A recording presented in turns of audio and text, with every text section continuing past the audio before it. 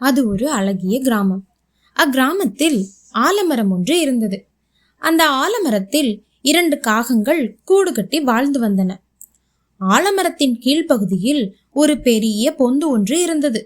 அந்த பொந்தை ஒரு கரும்பாம்பு உறைவிடமாக கொண்டிருந்தது. பெண் காகம் தனது கூட்டில் முட்டைகளிட்டு குஞ்சுகள் பொரிக்கும். ஆண் காகமும் பெண் காகமும் இரை தேட செல்லும் நேரம் பார்த்து பொந்தில் இருக்கும் அந்த கருநாக பாம்பு மரத்தின் மீது ஏறி காகத்தின் முட்டைகளை தின்றுவிட்டு கீழே இறங்கிவிடும். திரும்பி வந்து பார்க்கும்போது முட்டைகள் காணாமல் போய்விட்டதை கண்டு காகங்கள் மிகவும் மனவேதனை அடையும். ஒவ்வொரு தடவையும் பெண் காகம் முட்டைகள் இடுவதும் அவற்றை இந்த கருநாகம் உண்பதும் வழக்கமான நிகழ்ச்சியாகிவிட்டது. ஒரு நாள் அந்த பாம்பு முட்டைகளை சாப்பிட போகும் நேரத்தில் கூட்டுக்கு வந்த பெண் காகம் கருநாகத்தை பார்த்து விட்டது. காகத்தை பார்த்த அந்த பாம்பும் முட்டைகளை சாப்பிடாமல் கீழே இறங்கிவிட்டது. முட்டைகள் காணாமல் போவதற்கு மரத்தடி பொந்தில் வாழும் இந்த கருநாகம்தான் காரணம் என்பதை காகங்கள் உறுதியாக தெரிந்து கொண்டன. ஆனால் காகங்களால் கருநாகத்தை என்ன செய்ய முடியும்?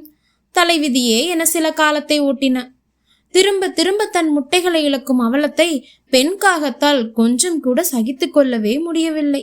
ஒரு நாள் பெண் காகம் ஆண் காகத்தை பார்த்து, நமது முட்டைகளை எல்லாம் ஒவ்வொரு தடவையும் இந்த கருநாகம் தின்று விடுகிறதே, இனியும் என்னால இதை பொறுத்துக்கவே முடியாது. இந்த மரத்தை விட்டு விட்டு வேற ஏதாவது பாதுகாப்பான மரத்துக்கு போய் நிம்மதியா வாழ்க்கை நடத்துவோம் அப்படின்னு கண்ணீரோட சொல்லுச்சு.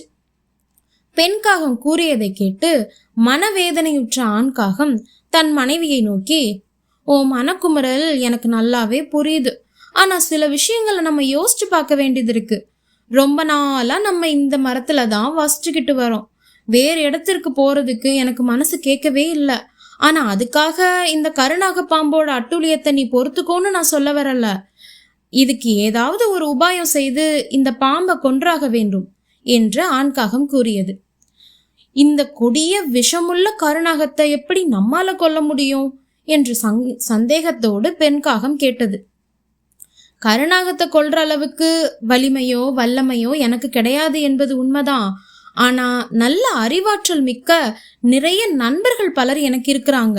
அவங்க கிட்ட யோசனை கேட்டு இந்த கருநாகத்தை நிச்சயமா என்னால ஒழிச்சு கட்ட முடியும் என்ற ஆவேசத்துடன் கூறியது ஆண்காகம். பிறகு பெண் காகத்தை பார்த்து, பாம்பை கொல்ல உடனடியா ஏதாவது நடவடிக்கை எடுத்தே ஆகணும். நீ பத்திரமா இங்கேயே இரு. நான் என் நண்பன் ஒருவனை போய் பார்த்துட்டு சீக்கிரமே வருகிறேன் என்று சொல்லிவிட்டு புறப்பட்டது. சிறிது தொலைவில் வசித்து வந்த ஒரு நரி காகத்தின் நெருக்கமான நண்பன். நல்ல அறிவாற்றலும் தந்திர சுபாவமும் படைத்த அந்த நரியை தேடிக்கொண்டு காகம் அங்கு போய் சேர்ந்தது. நரி தன் நண்பன் காகத்தை மகிழ்ச்சியுடன் வரவேற்றது. நண்பனை பார்த்ததும் காகம் கருநாகத்தின் அட்டூழியத்தை மனவேதனையுடன் எடுத்து கூறியது. நரியும் நல்ல உபாயம் ஒன்றை காகத்திற்கு கூறி, நண்பனே, இந்த யோசனையை மட்டும் நீ செயல்படுத்தினா அந்த கருநாகத்தோட அட்டூழியம் எல்லாம் ஒளிஞ்சு போயிரும் அப்படின்னு சொல்லியது. காகம் நண்பன் நரியிடம் விடை பெற்று கொண்டு உடனே அந்த யோசனையை செயல்படுத்தும் முயற்சியை தொடங்கியது. அந்த நாட்டின் அரசி வழக்கமாக நீராடும் குளக்கரைக்கு சென்று காகம் ஒரு மரத்தில் மறைவாக அமர்ந்து அரசியின் வருகைக்காக காத்து கொண்டிருந்தது. சற்று நேரத்துக்கெல்லாம் அரசி தனது தோழிகளுடன் குளத்துக்கு வந்து சேர்ந்தாள். தன்னுடைய விலை உயர்ந்த ஆபரணங்களை எல்லாம் கலற்றி அருகில் வைத்துவிட்டு நீராடுவதற்காக குளத்தில் இறங்கினாள். காகம் உடனே பறந்து வந்து அந்த விலை மதிப்பு மிக்க ஆபரணங்களுள் வைரமாலை ஒன்றை தனது அலகால் கொத்தி கொண்டு பறந்தோடியது. அதை எதிர்பாராத நிகழ்ச்சியை கண்டு அதிர்ச்சி அடைந்த தோழிகளும் அரசியும் கூக்குரலிட்டனர். உடனே அரசியின் பாதுகாப்பிற்காக உடன் வந்திருந்த காவலாளிகள் அந்த காகத்தை துரத்தி கொண்டு கூச்சலிட்டவாறு பின்தொடர்ந்து சென்றார்கள். காகம் பறந்து நேராக தான் குடியிருக்கும் ஆலமரத்திற்கு சென்றது. காவலர்களும் அந்த மரத்தருகே வந்து சேர்ந்தார்கள்.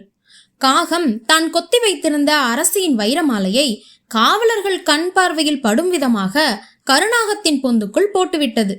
காவலர்கள் கரும்பாம்பின் உறைவிடத்தில் நகையை தேடினார்கள். புற்றுக்குள் இருந்த கருநாகம் சீறிக்கொண்டு வெளியே வந்தது. இதனை சற்றும் எதிர்பாராத காவலர்கள் அந்த கருநாகத்தை வாளால் வெட்டி கொன்றனர். பிறகு அரசியின் நகையை தேடி எடுத்துக்கொண்டு சென்று விட்டனர். அதன் பிறகு அந்த காக குடும்பம் நிம்மதியாகவும் மகிழ்ச்சியுடனும் வாழ்க்கை நடத்த தொடங்கியது.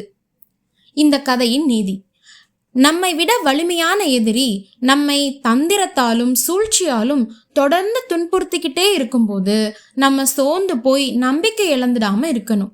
அதுக்கு பதிலா நம்ம சுற்றியுள்ள நல்ல நண்பர்கள் மற்றும் நமக்கு பக்கபலமா இருக்கக்கூடிய பெரியவங்க கிட்ட பிரச்சனைய சொல்லணும். அப்படி சொல்லும்போது நமக்கு சுலபமான முறையில தீர்வு கிடைக்கும்.